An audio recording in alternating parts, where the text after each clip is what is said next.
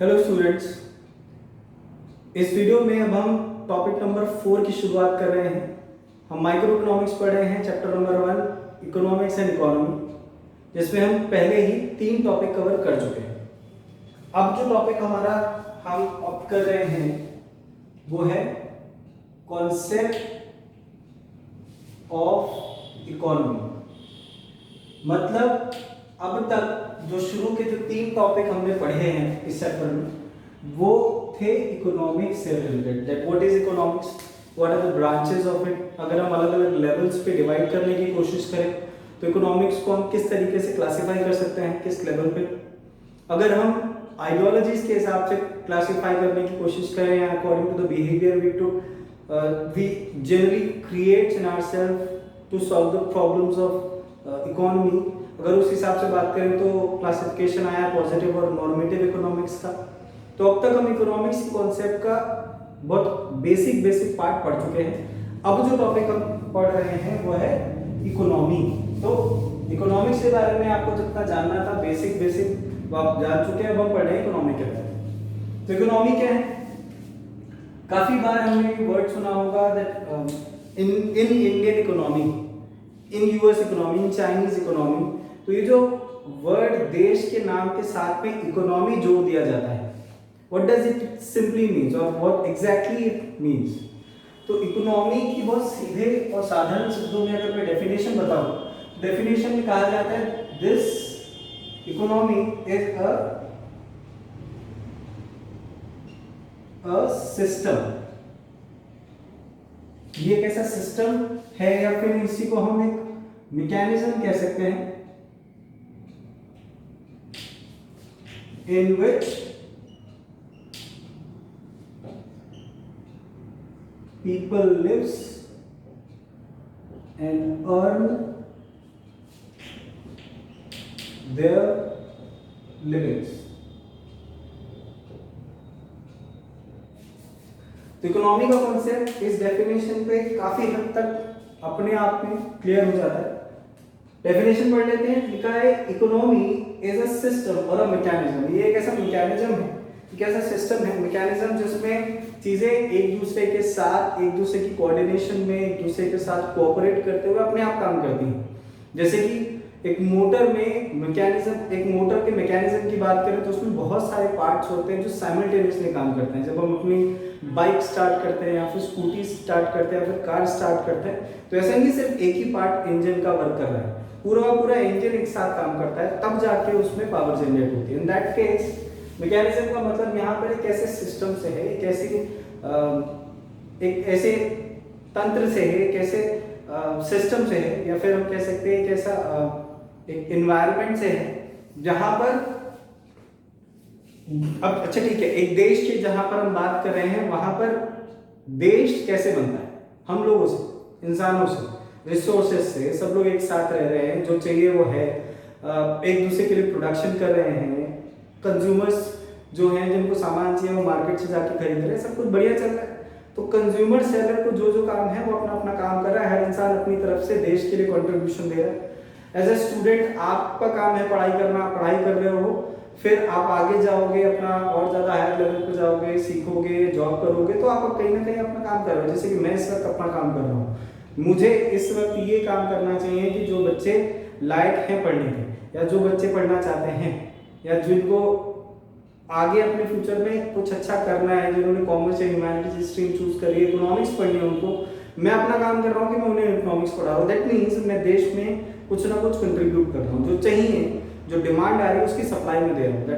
That's simple in itself. तो वही चीज है यहाँ पे मैकेनिज्म, कि आप लोग की डिमांड है, मैं सप्लाई कर रहा हूँ, हम दोनों एक दूसरे के साथ कोऑर्डिनेट कर रहे हैं। ठीक, अगर आप नहीं होंगे तो मेरा किसी तरीके से कोई भी डिमांड नहीं होगी, दैट मीन्स मेरी कोई भी जरूरत नहीं होगी इस सिस्टम में, इस देश में। नेट केस लोग रहते हैं तो अपने आप ही चीजें चाहिए होती हैं। इसी हिसाब से अगर हम देखें तो ये सिस्टम भी कह रहा है एक ऐसा सिस्टम जिसमें हमें हर चीज का एक प्रोसीजर पता हो, लॉ एंड ऑर्डर फॉलो होता हो, हर तरीके की चीजें, सामान चाहिए मार्केट जाइए, अगर आपको रोड पे चलना लेफ्ट हैंड साइड पे चलिए, रेड लाइट है तो आप नहीं जा सकते, क्रॉस नहीं कर सकते, ग्रीन लाइट है यू कैन पास, ट्रेन्स हैं, मेडिकल सर्विसेज है, बैंकिंग सर्विसेज है, इंश्योरेंस सर्विसेज है, ट्रांसपोर्टेशन है, कम्युनिकेशन है, जो चाहिए हमारे पास अवेलेबल है। तो एक सिस्टम ही है जहाँ पर लोग आपस में एक दूसरे के साथ कोऑर्डिनेट करते हैं, एक दूसरे की जो ज़रूरतें होती है वो फुलफिल करने की कोशिश करते हैं। ठीक, जैसे कि प्रोड्यूसर क्या करता है, सामान बनाता रहता है, क्यों? क्योंकि उसे पता है कि कंज्यूमर्स डिमांड करेंगे, तो यही एक दूसरे के साथ कोऑर्डिनेशन है। प्रोड्यूसर काम कर रहा है, अब यहाँ पर कंज्यूमर का काम ये है कि उसका सामान खरीदें और उसका बिजनेस चलने, तो ये कोऑर्डिनेशन है। तो इकोनॉमी क्या है? Economy is a system or a mechanism. ये कैसा मैकेनिज्म है? इन विच पीपल लिव, जहाँ पर लोग रहते हैं। पॉइंट टू बी रिमेंबर, और जो चीज़ आपको अपनी डेफिनेशन में हाईलाइट करनी होगी, ये इकोनॉमी अपने आप नहीं बन जाती। किसी भी एक देश को ही इकोनॉमी कहा जा सकता है। उसकी जो इकोनॉमिकल टेरिटरीज होती है, डोमेस्टिक टेरिटरीज होती है, जहाँ पर लोग रह रहे हैं, जहाँ पर लोग रह रहे हैं। अब लोग रह रहे हैं तो सर्वाइव भी करेंगे, ऐसा तो है नहीं जल मिल और भूखे मर रहे हैं, ऐसा तो कंडीशन आने भी देंगे, कुछ ना कुछ तो हाथ पैर मारेंगे। खाना, भूख लगी है तो फिर हम अनाज उगाएंगे, अपने लिए प्रोडक्शन करेंगे, ठंड लग रही है तो हम कपड़े गर्म बुनेंगे, फर्नीचर चाहिए तो वो रखेंगे, घर चाहिए तो वो रखेंगे, सब कुछ कर ही रहे हम लगातार। In that case people, it is a system or a mechanism in which people lives and earn their livings, यानी अपने खाने पीने के लिए, अपने सर्वाइवल के लिए कमाते हैं। इस सभी तरीके के मैकेनिज्म को, इस हर तरीके के सिस्टम को हम इकोनॉमी कहते हैं। अब इकोनॉमी को हम यहाँ पर दो अलग अलग लेवल पे according to the level of control divide कर सकते हैं। एक मतलब दो कॉन्सेप्ट आते हैं, सिंपल इकोनॉमी और दूसरा कॉम्प्लेक्स इकोनॉमी। हम यहाँ पर डिग्री ऑफ कंट्रोल की बात कर रहे हैं, हम यहाँ पर बात कर रहे हैं degree of interdependence, not control. हम यहाँ पर एक वर्ड यूज करते हैं, इंटरडिपेंडेंस। इंटरडिपेंडेंस यहाँ पर लोग एक दूसरे पे कितना ज्यादा आश्रित है। मैं आपके ऊपर किसी ना किसी वजह से डिपेंडेंट हूँ। अगर आप लोग स्कूल में एडमिशन नहीं लेंगे तो स्कूल वाले मुझे एज अ टीचर जॉब पे नहीं रखेंगे, सीधी सी बात। तो मुझे सैलरी नहीं मिलेगी, तो मेरी जो डिमांड है, ये इनकम जो सैलरी मेरे पास आ रही है, इसी में मैं अपनी डिमांड पूरी कर रहा हूँ। अगर आप लोग स्कूल आना छोड़ दें, आप लोग पढ़ना छोड़ दें, या फिर सभी स्टूडेंट स्कूल छोड़ दें, कॉलेजेस छोड़ दें, पढ़ना ही बंद कर दें, तो सभी टीचर बेरोजगार हो जाएंगे, उनके पास कोई सोर्स नहीं बचेगा कमाने का। यही सिंपल कह सकते हैं कि इंटरडिपेंडेंस का कॉन्सेप्ट है कि somehow teachers are dependent on the school authority. और स्कूल किस पे डिपेंडेंट है? आप लोगों पे। आप लोग पढ़ाई करते हैं, आपके पेरेंट्स फीस देते हैं, उसकी वजह से स्कूल चल रहा है। अब इसी को हम दूसरे एंगल से देखें तो आप लोग स्कूल पे डिपेंडेंट है कि वो टीचर्स लेके आए और आपकी पढ़ाई करवाएं ताकि आप अपना फ्यूचर बिल्ड कर पाए। स्कूल हम पे डिपेंडेंट है कि हम स्कूल में जाएं, बच्चों को अच्छे से पढ़ाएं, बच्चों को अच्छी नॉलेज दें, बच्चे सीखें। ठीक, तो ये क्या है? ये इंटरडिपेंडेंस का कॉन्सेप्ट है कि आप स्कूल हम पर और हम स्कूल पे अगेन सब एक दूसरे पे डिपेंडेंट हैं किसी ना किसी मायने में। मैं आप पर डिपेंडेंट हूँ, आप मुझ पर डिपेंडेंट हैं। Everyone is dependent in some way to the other, मतलब हम किसी ना किसी इंसान पर किसी ना किसी तरीके से डिपेंडेंट हैं ही, कैसे भी मान लें पर डिपेंडेंट है। जैसे कि एज ए कंज्यूमर में प्रोड्यूसर पे डिपेंडेंट हूँ कि वो मुझे वो सामान बना के दे जो मुझे चाहिए। फॉर एग्जांपल आपको पढ़ाना है तो मुझे व्हाइट बोर्ड चाहिए, मुझे मार्कर चाहिए, तो ये चीज़ें मुझे चाहिए तभी मैं आसानी से पढ़ा सकता हूँ। मुझे इंटरनेट सर्विसेज चाहिए, मोबाइल चाहिए, स्टैंड चाहिए, इलेक्ट्रिसिटी चाहिए, ये चीज़ें होंगी तभी मैं आपको पढ़ा पाऊंगा, वरना बहुत मुश्किल हो जाएगा। इन दैट केस मैं प्रोड्यूसर्स पे डिपेंडेंट हूँ कि ये बोर्ड बना के दे, ये मार्कर मुझे बना के दे, मोबाइल मुझे बना के दे, स्टैंड बना के दे, इंटरनेट की सर्विसेज मुझे दे, तो मैं उस पर डिपेंडेंट हूँ। और वो मुझ पर डिपेंडेंट है कि उसने अगर प्रोडक्शन कर दिया है तो मैं उससे वो सामान खरीदूँ। अगर मैं नहीं खरीदूंगा तो उसका लॉस हो जाएगा, उसका बिजनेस ठप हो जाएगा, सारा का सारा करोड़पति आदमी रोड पे आ जाएगा। तो कहीं ना कहीं वो भी मुझ पर डिपेंडेंट है। तो कंज्यूमर्स प्रोड्यूसर्स पे और प्रोड्यूसर कंज्यूमर पे। तो ये कॉन्सेप्ट क्या लाता है? इंटरडिपेंडेंस का।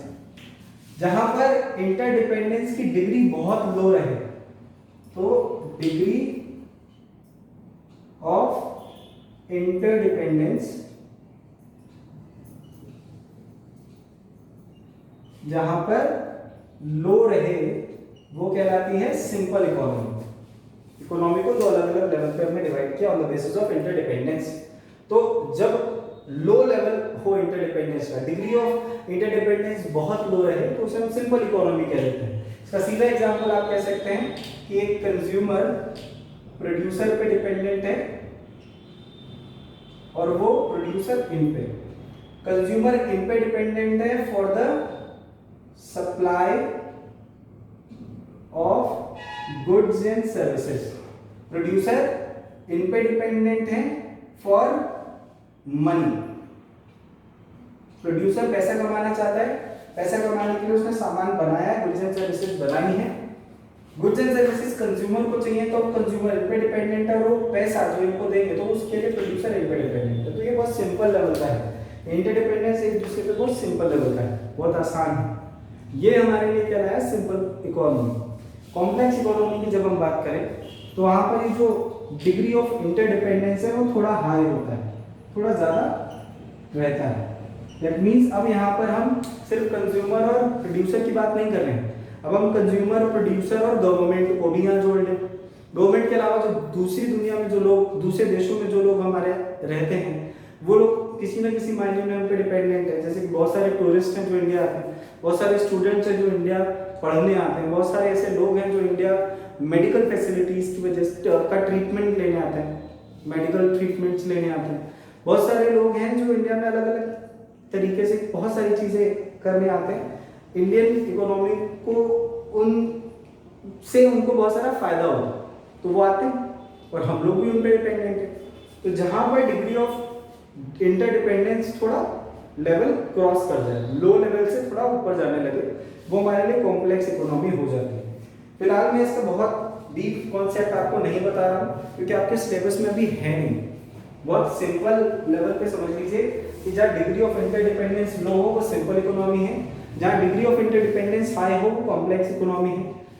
ये आप अगले साल पढ़ेंगे। सिंपल इकोनॉमी का कॉन्सेप्ट अभी हम हल्के हल्के आगे के चैप्टर्स में पढ़ते हुए चलेंगे, हल्के हल्के आगे जैसे हम चैप्टर क्रॉस करते जाएंगे आपको ये जो सिंपल इकोनॉमी का कॉन्सेप्ट है वो समझ में आसानी से आ जाएगा। कॉम्प्लेक्स इकोनॉमी का जो कॉन्सेप्ट है वो हम अगले साल पढ़ेंगे या फिर हल्के हल्के जैसे जैसे आप इकोनॉमिक्स की जानकारी लेते जाएंगे, इकोनॉमिक्स से कॉन्सेप्ट सीखते जाएंगे, आपको आसानी से समझ में आता रहेगा। तो फिलहाल के लिए इससे ज़्यादा अभी आपको नहीं पढ़ना है, तो हम इसको यहीं रोकते हैं और हम आगे के टॉपिक की तरफ बढ़ते हैं। That is topic number 6, the types of economics. तो उसके बारे में पढ़ते हैं, पहले एक बार इसको देख लीजिए, कोई डाउट होगा तो पूछिएगा। तो अब हम कंटिन्यू कर रहे हैं topic number 6, that is type of economies. Type of economies पढ़ने से पहले हम एक बार दोबारा से डेफिनेशन पर नजर मार लेते हैं। इकोनॉमी क्या है? Is a system in which people lives and earn their living, as simple as it. बहुत सीधी और साधारण डेफिनेशन है, बहुत आसान भी है याद रखना। इकोनॉमी क्या है? इकोनॉमी एक ऐसा सिस्टम है, एक ऐसा मैकेनिज्म है जहाँ पर लोग रहते हैं और अपना लिविंग अर्न करने की कोशिश करते हैं by the process of production. इससे अलावा हमने बात करी इंटरडिपेंडेंस की, कॉन्सेप्ट ऑफ इंटरडिपेंडेंस की। अगर बहुत लो है इंटरडिपेंडेंस तो वो सिंपल इकोनॉमी बन जाती है, और अगर हाई है इंटरडिपेंडेंस तो वो कॉम्प्लेक्स इकोनॉमी बन जाता है। आगे की बात करते हैं, टॉपिक नंबर 6 की तरफ चलते हैं, and that is types of economy. Types of economies में अब हम जानेंगे दैट क्या इकोनॉमिक्स को हम अलग अलग तरीके से डिवाइड कर सकते हैं। आंसर इज यस, अलग अलग तरीके से डिवाइड किया जा सकता है, और जो डिवीजन का जो बेसिक फंडा है वो है डिग्री ऑफ कंट्रोल। जो जिस बेसिस पे हम इकोनॉमिक्स को अलग अलग डिवाइड करते हैं उसका कॉन्सेप्ट कंट्रोल से है कि कंट्रोल कैसा है इकोनॉमी में। लोग जिस हिसाब से रह रहे हैं, जो लोग रह रहे हैं, क्या वो फ्रीली वर्क कर सकते हैं? क्या उनको ये आज़ादी है कि वो जहाँ जाना चाहें जा सकते हैं, या जो करना चाहें वो कर सकते हैं, जो सामान खरीदना चाहें खरीद सकते हैं, या जैसे रहना चाहें वैसे रह सकते हैं? तो कंट्रोल जितना ज़्यादा मजबूत होगा या लो होगा या मॉडरेट होगा, उसी हिसाब से अलग अलग क्लासिफिकेशन है इकोनॉमीज का। आइए समझते हैं। इकोनॉमीज में अगर डिग्री ऑफ कंट्रोल अगर हाई है तब अलग कॉन्सेप्ट बनता है। अगर मॉडरेट है मतलब ना बहुत ज़्यादा स्ट्रिक्ट, बहुत ज़्यादा टाइट कंट्रोल नहीं है, या बहुत ज़्यादा लो भी नहीं है, बहुत लीनियंट नहीं है, और जो तीसरा हो सकता है वो है वेरी लो। तो अलग अलग कंट्रोल अलग अलग तरीके से देखा जाता है अलग अलग टाइप की इकोनॉमीज में। तो यहाँ से आपको समझ में आ रहा होगा कि 3 टाइप की इकोनॉमीज हो सकती हैं according to the level of control, according to the degree of control. तो अगर डिग्री ऑफ कंट्रोल हाई है तो तब हो सकता है जब देश को चलाने वाली अथॉरिटीज कौन होती है, किसी भी देश को चलाने वाली वहां की गवर्नमेंट। तो जो अथॉरिटीज हैं, जो ब्यूरोक्रेट्स हैं या फिर जो पॉलिटिशियंस हैं, जो भी लीडर्स हैं, वो अगर कंट्रोल बहुत हाई लेवल का रखते हैं, बहुत high level in the sense कि कंट्रोल ऐसा कि आप गवर्नमेंट से बिना पूछे कुछ कर ही ना पाए, गवर्नमेंट के हर तरीके की परमिशन लेनी पड़ेगी। इंटरनेट चलाना चाहते हैं गवर्नमेंट से परमिशन लेनी पड़ेगी, आप व्हाट्सएप यूज करना चाहते हैं आपको गवर्नमेंट से परमिशन लेनी पड़ेगी, आप टीवी देखना चाहते हैं आपको गवर्नमेंट से परमिशन लेनी पड़ेगी, आप हेयर कटिंग कराना चाहते हैं तब भी आपको गवर्नमेंट से परमिशन लेनी पड़े कि आप किस किस तरीके के हेयर स्टाइल्स रख सकते हैं। तो ये डिग्री ऑफ कंट्रोल है बहुत ज्यादा हाई, वेरी हाई। यहाँ पर इंसानों को अपने हिसाब से रहने की आज़ादी बहुत कम ही होती है। यहाँ पर हर चीज़ जो उनका जो लीडर होता है, जो उनका ब्यूरोक्रेट होता है, फिर जो अथॉरिटी होता है वही अपने हिसाब से करवाता है और अपने हिसाब से करने की कोशिश करता है। इन दैट केस इस तरीके की इकोनॉमी जहाँ पर डिग्री ऑफ कंट्रोल बहुत ज़्यादा हाई है, इस तरीके की इकोनॉमी को हम बोलते हैं centrally planned economy. Central plan economy का मतलब पूरा का पूरा देश सेंटर में एक अथॉरिटी, ये अथॉरिटी है, ये हमारा मान लेंगे किंग है, तो यही बताएगा सबको कि भैया कैसे रहना है, क्या करना है, क्या नहीं करना है, ये नहीं कर सकते, वो नहीं कर सकते। अलग अलग तरीके की बाउंडेशंस, रिस्ट्रिक्शंस लोगों पर रहती हैं। लोगों को बताया जाता है कि आप ऐसा कर सकते हो, वैसा नहीं कर सकते। यानी प्रोड्यूसर्स, इनफैक्ट अगर मेरा अपना पैसा है, मैं अपने पैसे से अपनी बिजनेस खोलना चाहता हूँ, अपना बिजनेस खोलना चाहता हूँ, कोई फैक्ट्री लगाना चाहता हूँ, तो मुझे ये भी पूछना पड़ेगा गवर्नमेंट से कि कौन सा सामान मुझे बनाना चाहिए। मैं अपनी मर्जी से कोई प्रोडक्ट अपने हिसाब से प्रोड्यूस भी नहीं कर सकता। अलग अलग क्वांटिटी के हिसाब से भी हो सकता है, पूछना पड़ता है कि कितनी क्वांटिटी बना सकता हूँ, कितना प्राइस रखना जरूरी होगा, कितने देशों में बेच सकता हूँ, किस तरीके के लोगों को बेच सकता हूँ एंड ऑल। तो हाई डिग्री का जो कंट्रोल है वैसा ही होता है अलग अलग देश में। इसमें आप बहुत सही एग्जांपल जो जनरली हमारे मुल्क में दिया जाता है वो है नॉर्थ कोरिया। उनका जो लीडर है किम जोंग उन, तो किम जोंग उन का जो कॉन्सेप्ट है वो ऐसा कहा जाता है, बहुत सारे ब्लॉग्स में, बहुत सारे आर्टिकल्स में पढ़ा है मैंने, जहाँ पर ये कहा, मतलब ये क्लेम किया जाता है कि वहाँ का वो जो लीडर है, जो तानाशाह है, वो लोगों को उनके मर्जी के हिसाब से हेयर कटिंग भी नहीं करने देता।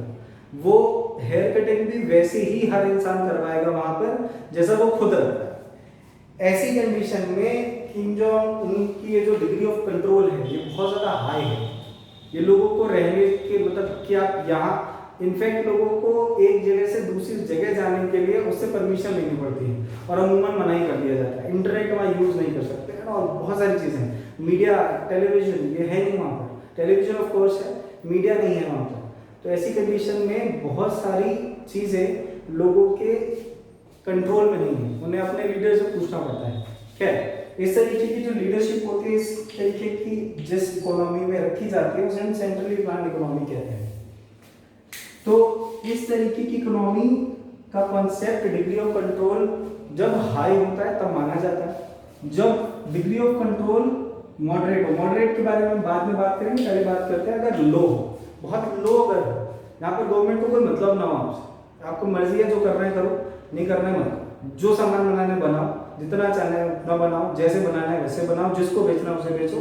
गवर्नमेंट सिर्फ और सिर्फ आपको फैसिलिटीज प्रोवाइड करेगी, जैसे कि मार्केट नहीं तो मार्केट बना के दे दिया, कम्युनिकेशन की सर्विसेज नहीं तो वो आपको प्रोवाइड कर दी, इंटरनेट नहीं तो इंटरनेट प्रोवाइड कर दिया, रोड ट्रांसपोर्टेशन अच्छा नहीं तो रोड्स अच्छी करवा दी, ट्रांसपोर्टेशन के अलग अलग मीन्स दे दिए, वाटरवेज अच्छी कर दी, एयरवेज अच्छी कर दी, रेलवेज अच्छी कर दी, रोडवेज अच्छी कर दी। तो गवर्नमेंट सिर्फ और सिर्फ यहाँ पर सेकेंडरी रोल प्ले करती है, मेन रोल गवर्नमेंट का नहीं होता। वो गवर्नमेंट ऐसी कंडीशन में लोगों के ऊपर छोड़ देती कि आपकी मर्जी है, जैसे रहना है रहो। इस कंडीशन में इकोनॉमिक्स में दो फोर्सेस, दो ताकतें या कह सकते हैं दो पावर्स होती हैं, दो टाइप के कॉन्सेप्ट हैं, एक डिमांड और दूसरा सप्लाई। हमेशा इन्हें बोला जाता है forces of market, market forces के नाम से भी काफी बार बुक में लिखा होता है। तो market forces demand and supply के हिसाब से ही गवर्नमेंट काम करती है। गवर्नमेंट छोड़ देती है मार्केट फोर्सेस पे कि जैसी मर्जी वैसे करिए, हमें कोई मतलब नहीं है, हम सिर्फ और सिर्फ आपको फैसिलिटीज प्रोवाइड करेंगे। दैट मीन्स गवर्नमेंट का यहाँ पर जो डिग्री ऑफ कंट्रोल है वो बहुत लो है।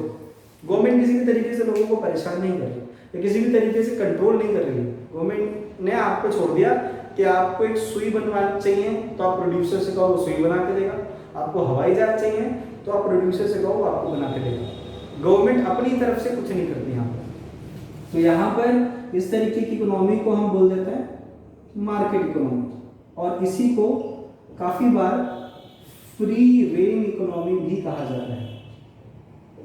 बुक पे आपके सिर्फ फ्री इकोनॉमी नाम से ही बताया गया होगा, free rein economy word use नहीं किया होगा, बट चलिए ठीक है, आप फिर फिलहाल के लिए फ्री इकोनॉमी ही समझ सकते हैं। मार्केट इकोनॉमी या फ्री इकोनॉमी के नाम से ही आप समझिए।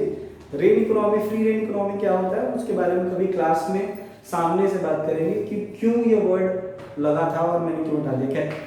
बुक में आपके फ्री इकोनॉमी लिखा था, फ्री इकोनॉमी पढ़िए, मार्केट इकोनॉमी भी इसको कहते हैं, तो आप इतना ही पढ़िए।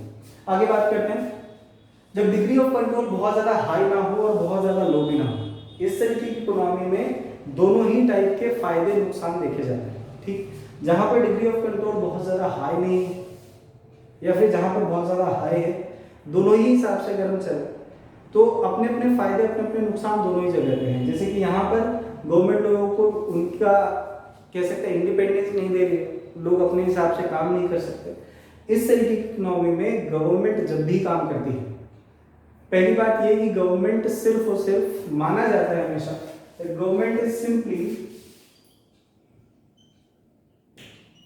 गवर्नमेंट क्या है, गवर्नमेंट हमेशा से वेलफेयर एजेंसी मानी गई है, चाहे वो हमारे देश की हो चाहे वो किसी और देश की हो। गवर्नमेंट सिर्फ और सिर्फ एक वेलफेयर एजेंसी मानी जाती है। इन दैट केस अगर गवर्नमेंट ने डिग्री ऑफ कंट्रोल बहुत ज्यादा हाई कर रखा है, यानी गवर्नमेंट से पूछना पड़ेगा हर चीज, तो गवर्नमेंट हमेशा जो भी डिसीजन लेगी वो वेलफेयर को बढ़ाने के लिए लेगी। तो डिग्री ऑफ कंट्रोल अगर हाई है तो इसमें क्या होता है, लोगों को फायदा बहुत होता है, तो वेलफेयर बहुत ज्यादा होगा, लोगों को बहुत सारा फायदा मिलेगा इस चीज का। बट अगर डिग्री ऑफ कंट्रोल लो है, इसका मतलब ये नहीं कि लोगों को फायदा नहीं मिलेगा, ऑफ कोर्स वहां पर भी फायदा मिलेगा। लोगों को यहाँ पर फ्री हैंड रहता है, अपनी मर्जी के हिसाब से कुछ भी कर सकते हैं, जो चाहे वो करेंगे। जैसे कि मुझे लगता है कि मुझे मैं मान लिया अभी पढ़ रहा हूँ, स्टूडेंट हूँ, तो मुझे लगता है कि नहीं मैं कम से कम 50 साल तक पढ़ूंगा, तब जाके मुझे एकदम से 1 करोड़ रुपए पर मंथ वाली जॉब मिलेगी। तो मैं 50 साल तक पढ़ना ही चाहता हूँ तो मैं पढ़ता रहूंगा, ये मेरी मर्जी है, मेरा अपना डिपेंडेंट, मेरी अपना डिसीजन है, ये मेरी मर्जी। गवर्नमेंट इस में किसी भी तरीके से बाध्य नहीं करेगी, कोई बाउंडेशंस नहीं डालेगी। तो ये लो लेवल ऑफ कंट्रोल है, जिसको हम मार्केट या फ्री इकोनॉमी के नाम से जानते हैं। जहाँ पर हाई है वो सेंट्रली प्लान्ड है। अब जहाँ पर दोनों ही तरीके के, इस तरीके के कैरेक्टर्स और इस तरीके के कैरेक्टर्स देखने को मिलते हैं, जहाँ पर दोनों ही टाइप की इकोनॉमीज के फायदे मिले और नुकसान कम से कम दिखे, इस तरीके की इकोनॉमी को नाम दिया गया mix economy.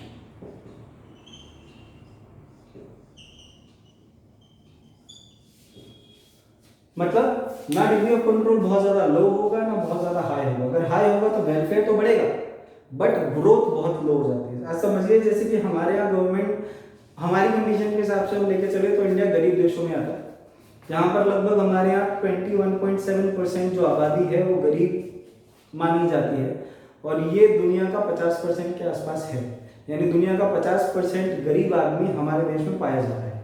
In that case हमारे यहाँ के अगर गवर्नमेंट सेंट्रली प्लान कॉन्सेप्ट पे काम करने लगे तो उसे लोगों के लिए बहुत सारा अनाज, बहुत सारी मेडिकल फैसिलिटीज, बहुत सारे लोग बच्चों के एजुकेशन, घर, ये सभी चीज़ें फ्री ऑफ कॉस्ट देनी पड़ेगी, जिसकी वजह से गवर्नमेंट के पास कुछ बचेगा ही नहीं। अगर इतने लोगों को इतना सारा सामान दिया जाएगा, लगभग 21.7% यानी 137 करोड़ के हिसाब से अगर हम अनुमान भी लगाए तो 26-28 करोड़ के आसपास हमारे यहाँ के लोग गरीबी रेखा से नीचे आते हैं, जिनको 2 वक्त की रोटी भी खाना बहुत मुश्किल हो जाता है। इन दैट केस गवर्नमेंट अगर इन सभी को ये सर्विसेज प्रोवाइड करने लगे अपनी जेब से, तो सोचिए बाकी जो चीज़ें देश में चाहिए, रोड चाहिए, ट्रांसपोर्टेशन चाहिए, कम्युनिकेशन चाहिए, मेडिकल फैसिलिटीज चाहिए, बैंकिंग सर्विसेज चाहिए और इतना सारा सिस्टम चाहिए, आर्म फोर्सेस चाहिए, तो इन सब चीज़ों को चलाना तो बहुत मुश्किल हो जाएगा, चला ही नहीं पाएंगे।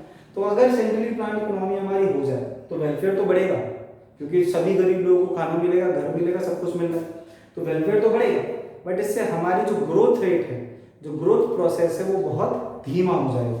वहीं लो लेवल ऑफ कंट्रोल है, अगर लो डिग्री ऑफ कंट्रोल है तो मार्केट इकोनॉमी या फ्री इकोनॉमी में गवर्नमेंट इतना हेडेक नहीं लेती, आपकी मर्जी, आपको जो करना करो, हमें मतलब नहीं है। गवर्नमेंट सिर्फ और सिर्फ फैसिलिटीज प्रोवाइड करती है। इन दैट केस गवर्नमेंट का बहुत सारा पैसा बच जाता है जो गवर्नमेंट प्रोसेस में लगा देती है, ग्रोथ प्रोसेस में। तो इस तरीके की इकोनॉमी जहाँ होती है वहाँ पर बहुत ज़्यादा तेजी से डेवलपमेंट होता है, बट वेलफेयर नहीं बढ़ सकता है यहाँ पर। यानी अगर हमारी इकोनॉमी अगर मार्केट इकोनॉमी बना दी जाए, हमारे देश को अगर मार्केट इकोनॉमी के हिसाब से डील किया जाए, तो जितने लोग गरीब हैं गवर्नमेंट उनकी तरफ देखेगी भी नहीं।